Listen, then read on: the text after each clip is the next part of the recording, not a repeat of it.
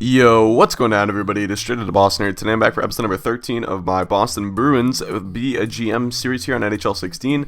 So we do get Zdeno Chara back in the lineup just in time for the first edition of the biggest rivalry in hockey, Montreal and Boston. Yes, we are going to be doing Montreal-Boston in this episode. I want to try and play Montreal at least once a season, because it is kind of a mainstay in Bruins hockey. If you're a Bruins fan like me, you know that these games count just a little bit more than all the other ones. But anyway, take a look at some of the stats here. So the Bruins still in first place in the division and second place in the Eastern Conference, which is pretty nice.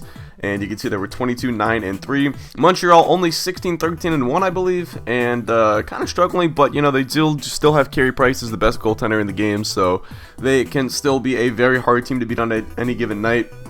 It's actually 16-13-2, excuse me, but there is Price. You can see a 924 save percentage this year, so he's having a pretty solid year. Tuukka, 920 himself, not too bad. Probably would like to see that be a little bit higher, but you know, we're 22-9-3 and we're in first place, so it's really hard to complain about how guys are playing right now.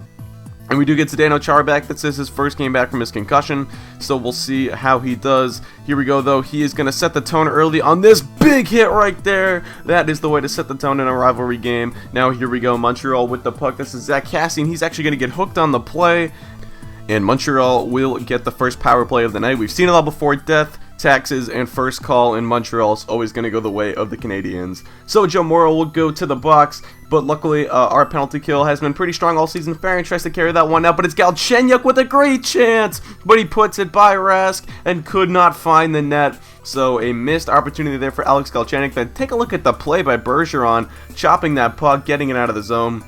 That is one of the best penalty killers in hockey right there, doing his job. And then another nice save by Rask, and we would be able to successfully kill off the penalty. So now here we go. We're back to 5-on-5 here. Actually, we're still on the PK, but it's the final seconds. Now we kill it off as Koklachev's shot just missed wide. And then here's a nice rebound opportunity. Spooner couldn't quite get the puck back at the net.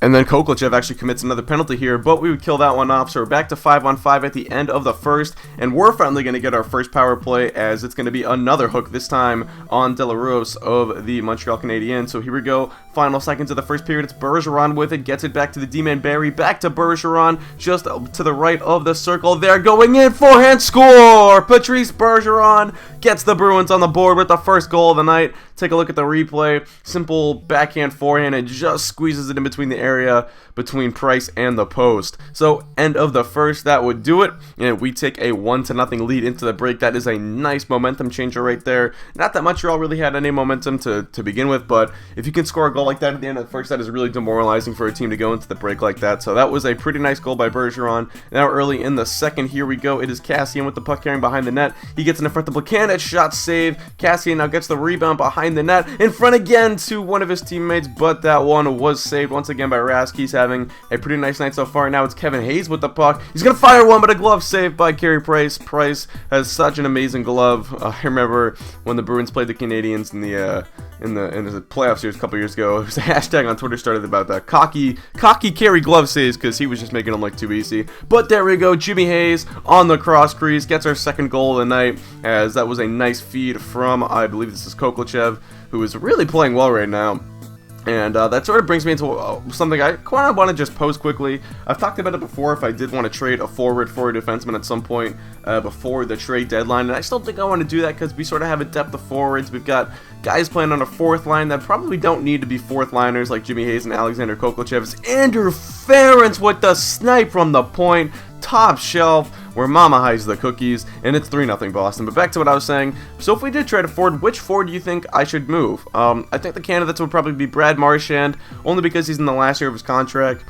Jimmy Hayes, Alexander Koklachev, maybe Seth Griffith, but I don't know. I kind of want to keep Griffith. He's been really good on that second line. I think he's got 28 points in 33 games so far, so it doesn't really make sense to move him. And take a look at the move by Bodker right there. Almost got our fourth goal, but could not do so. And there's Griffith with it. Oh, tries to go backhand, but just misses wide. Krejci one final chance. That's saved. And then the period would expire. So, yeah, what forward do you guys think I should trade? I kind of want to pose a question to you guys. I think the most sensible move would be to move Marchand, just because of his contract. He makes $4.5 million, but it's only 1 year left. and he's probably going to want a pay raise. He's only an 85 overall. He's going to be 29, I believe, by the start of his next contract. If he's making more than $5 million a year, he's only an 85 overall. That doesn't really make sense for a second liner, so as much as I kind of want to keep Marchand, you know, he has been around. The Bruins did draft him, so as much as I want to keep him around, you know, for that sort of sake, it just doesn't, you know, might make the most sense to trade him over the other guys. But anyway, Austin Matthews makes it 4-0, so we are really blowing out Montreal right now. Here's Griffith with a puck, cross crease to Matthews again, his second of the night, 5-0 now. The rout is on in Montreal. This is unheard of, considering the success Montreal has had against Boston recently. To be blowing them out like this is pretty cool. Dustin Tokarski's going to come in. Price has been pulled, but the bleeding would not stop there for Montreal. You can see we've gotten more time on attack here. Miller's going to put this one on. That rebound opportunity for Botker. He puts it home, and it's 6-0 Boston. This is a pretty simple goal right here. Kevin Miller gets the puck in the point, just aims low, gets it off the pad. Remember, Spooner had a rebound opportunity earlier in the game in the first period, but couldn't put it home. This time, Botker doesn't miss. Now we get the puck back once again to the point. Barry, top shelf. Another snipe from the point. Second time this game we've had a defenseman score on a slap shot from the point, as Krejci, good puck protection, draws the defender in, opens up the lane for Barry, and he snipes it. He does not miss. And then on the other end, Tuukka Rask was pretty solid tonight. He did make 25 saves on 25 shots and earn the shutout. I wouldn't say he made any really big saves, but I mean, anytime you get a shutout in Montreal, Tuukka struggled so much against this team in the past that you got to take it. So, alright, we get the 7-0 win. That is an amazing victory right there. I think that is a real demonstration of the strength of this team. I'm really excited with the group that we put together here in season number 2. I didn't really expect the success to come this quickly, but I think we have a real contender on our hands right now.